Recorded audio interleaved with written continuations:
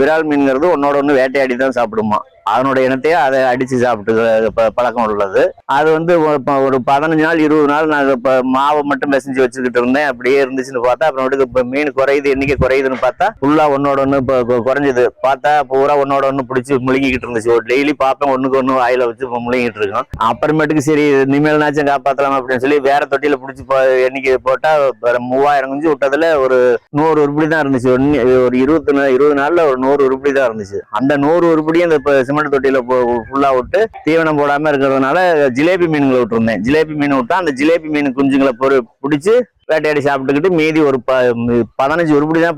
3000 குஞ்சு விட்டதுல 15 உருப்படி தான் மீதி மிச்சம் இருந்தது. இப்ப அந்த 15 உருப்படியும் ஒரு 1.5 கிலோ சைஸ்ல வந்திருக்கு.